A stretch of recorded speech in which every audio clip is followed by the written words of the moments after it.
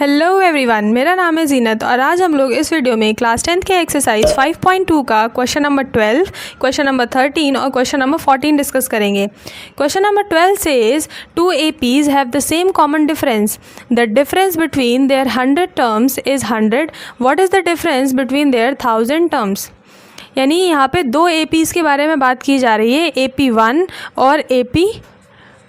First AP को हमने AP1 बोल दिया और सेकंड AP को हमने बोल दिया है AP2।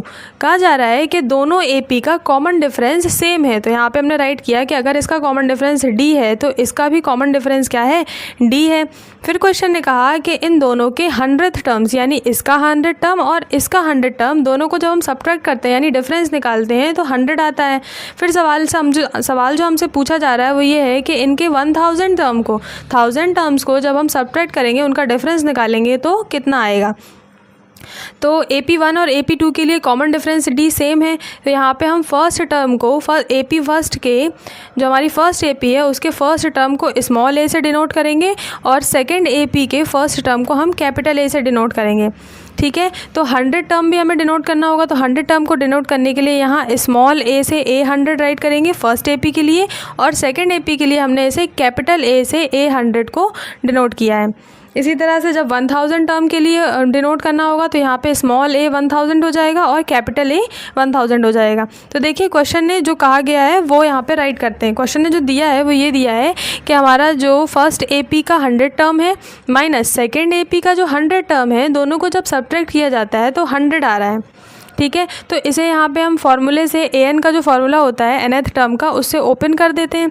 तो A100 को ओपन करेंगे तो ये हो जाएगा a प्लस n-1 यानी 100 में से 1 जाएगा तो कितना आ जाएगा 99D माइनस, इसी तरह से यहाँ पे भी होगा a प्लस n-1 यानी कि 100 में से 1 जाएगा, अगेन क्या आ जाएगा 99D इज़ इक्वल टू 100। हमने इसे ब्रैकेट में रखा है क्योंकि यहाँ पे माइनस का साइन है। तो अब देखिए ये हो जाएगा a प्लस 99D, माइनस का साइन एंटर करेगा तो प्लस का a माइनस का a हो जाएगा और प्लस का 99D माइनस का 99D हो जाएगा इज़ इक्वल टू 100। तो 99D से 99D कैंसिल हो जाए तो यहाँ पे बचेगा a minus capital A is equal to 100। यानी दोनों के फर्स्ट टर्म का जो डिफरेंस है वो कितना है, 100 है। ये यहाँ से निकल के आ रहा है। अब जो क्वेश्चन ने पूछा है कि a 1000 माइनस a 1000 की वैल्यू क्या होगी, तो इसे भी हम इसी तरह से करेंगे। यहाँ पे an के फॉर्मूले से इसे ओपन कर देंगे तो ये हो जाएगा a plus n-1 into D minus a plus n-1 into D is equal to, हमें यहाँ पे फाइंड आउट करना है। तो देखिए a का a रहेगा प्लस n-1, n हमें पता है तो ये हो जाएगा 1000 में से 1 जब सब्ट्रैक्ट होगा तो आ जाएगा 999D माइनस, एंटर करा देते हैं माइनस का साइन, तो प्लस का a माइनस का a हो गया। यहाँ पे n में से 1 सब्ट्रैक्ट करेंगे तो 999 आएगा, तो वो भी क्या हो जाएगा माइनस में हो जाएगा। तो यहाँ पे हो गया माइनस 999D। अब देखिए यहाँ से 99 से 999 कैंसिल हो जाएगा ये, तो यहाँ पे बचेगा क्या a माइनस a, यानी कि जो इसका आंसर आएगा इस डिफरेंस का वो है a माइनस a, जो कि ऑलरेडी हमने फाइंड आउट किया हुआ है कि a माइनस a की वैल्यू क्या है 100 है। तो हम कहेंगे कि 1000 टर्म का डिफरेंस भी कितना आएगा, यहाँ पे 100 आएगा। 100 ही हमारा आंसर है। क्वेश्चन नंबर 13 में कहा जा रहा है how many 3 digit numbers are divisible by 7, के 3 डिजिट के कितने नंबर्स 7 से डिविजिबल हैं। यानी कि यहाँ पे 3 डिजिट नंबर ही होना चाहिए और वो 7 से डिविजिबल भी हो। तो सबसे छोटा नंबर जो 3 डिजिट का होता है वो क्या होता है 100, और जो सबसे बड़ा होता है 3 डिजिट का नंबर वो क्या होता है 999 होता है 3 डिजिट का नंबर। इससे आगे जाएंगे तो 4 डिजिट में हो जाएंगे, इससे पीछे नंबर लेंगे तो हम 2 डिजिट में हो जाएंगे। वो क्वेश्चन में फॉलो नहीं करेगा, हमें तो सिर्फ 3 डिजिट के नंबर्स लेने हैं और वो नंबर लेने हैं जो 7 से डिविजिबल हो। तो यहाँ देखिए पता करते हैं क्या 100 7 से डिविजिबल है।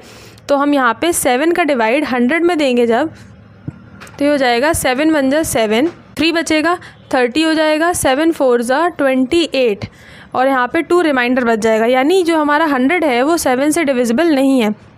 हमें यहाँ पे ऐसा नंबर चाहिए जो 7 से डिविजिबल भी हो और 3 डिजिट का भी हो। तो 7 से डिविजिबल होने के लिए अगर यहाँ पे 7 4 बार डिवाइड नहीं जा रहा है तो 5 बार चला जाए, 7 5 35 हो जाए। 35 कब होगा, जब यहाँ पे क्या हो 5 हो, और यहाँ पे 5 तभी होगा जब यहाँ पे क्या हो 5 हो। जब यहाँ पे 5 होगा तो ये वहाँ पे 35 और फिर यहाँ से 5 बार में डिवाइड चला जाएगा, 7 5 जा 35 हो जाएगा और कोई भी रिमाइंडर नहीं बचेगा, कम्प्लीटली डिविजिबल हो जाएगा ये।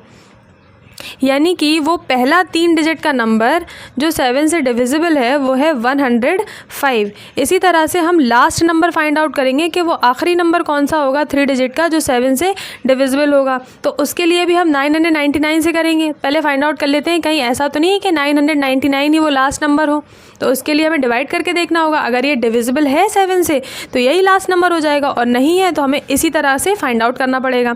तो डिवाइड देते हैं, 7 1 जा 7, 2 बचा 29, 7 4 जा 28, 9 में से 8 गया 1 बचा, यहाँ पे आ गया 19।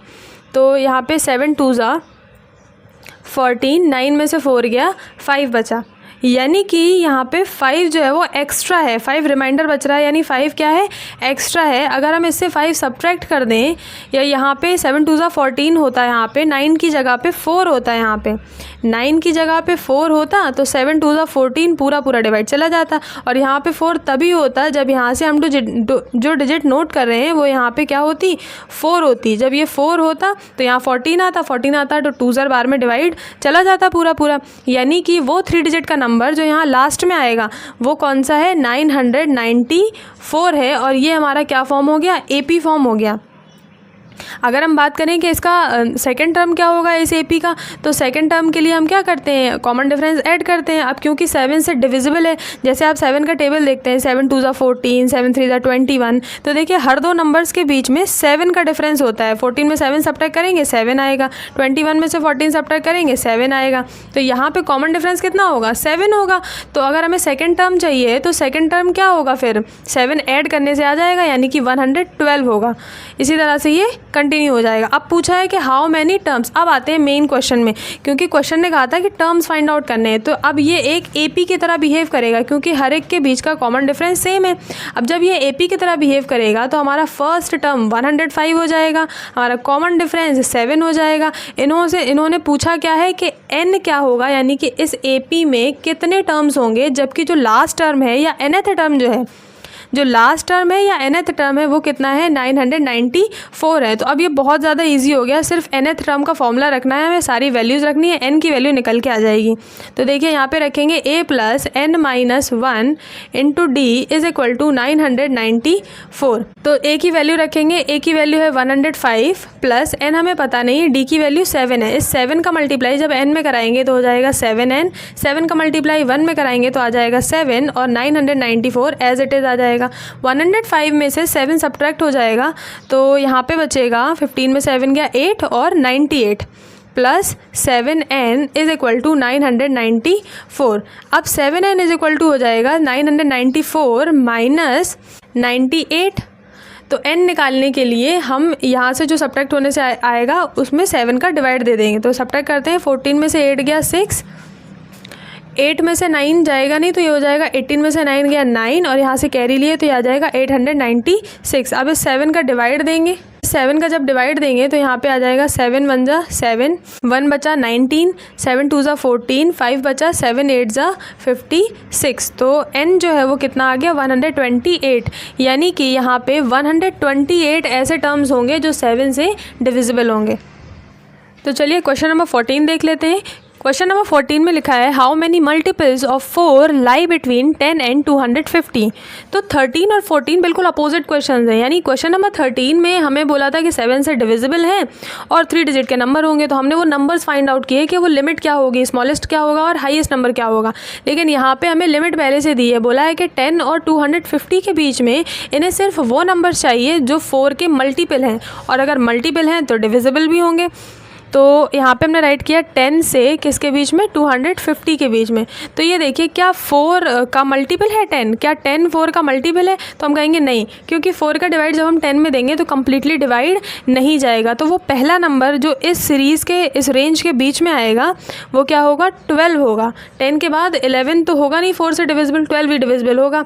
तो ये हो गया 4 3 जा 12 और डिवाइड चला जाएगा पूरा। इसी तरह से क्या 254 के टेबल में आता है या 4 से डिवाइड हो जाता है 250।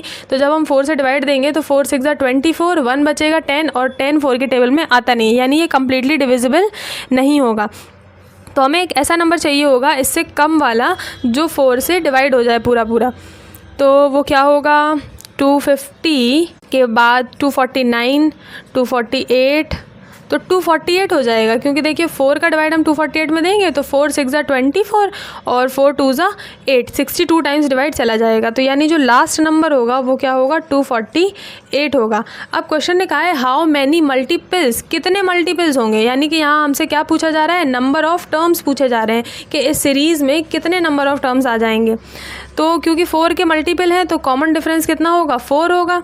या हम यहाँ से भी देख सकते हैं कि 12 के बाद 4 3 12, 4 4 16 होगा दूसरा नंबर। जब हम सब्ट्रैक्ट करके कॉमन डिफरेंस निकालेंगे तो 4 ही आएगा। और जो हमारा फर्स्ट टर्म है वो है 12, या और यहाँ पे जो लास्ट टर्म कहें या हम कहें जो nth टर्म है, लास्ट टर्म कहें या जो nth टर्म है वो कितना है, 248 है। तो अब हम इसको पहुँच गए 13 नंबर क्वेश्चन के जैसे 13 क्वेश्चन में हमने यहाँ पे nth टर्म से फॉर्मूला ओपन करके सारी वैल्यूज़ रखी थी, ऐसे ही यहाँ पे रखेंगे और n को फाइंड आउट कर लेंगे। तो an के लिए यहाँ पे रखा हमने a + n-1 into d is equal to 248।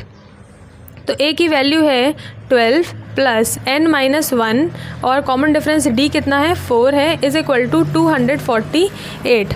तो देखिए 12 और को एज इट इज़ रख देंगे, प्लस 4 का मल्टीप्लाई इसमें कराएंगे, 4n - 4 इज़ इक्वल टू 248। 12 में से 4 जाएगा, 8 बचेगा, 8 यहाँ पे प्लस का होगा, इक्वल के उस तरफ जाएगा, माइनस का हो जाएगा। तो ये हो गया 248 - 8 और 4n का 4n यहाँ पे एज इट इज़ रहेगा।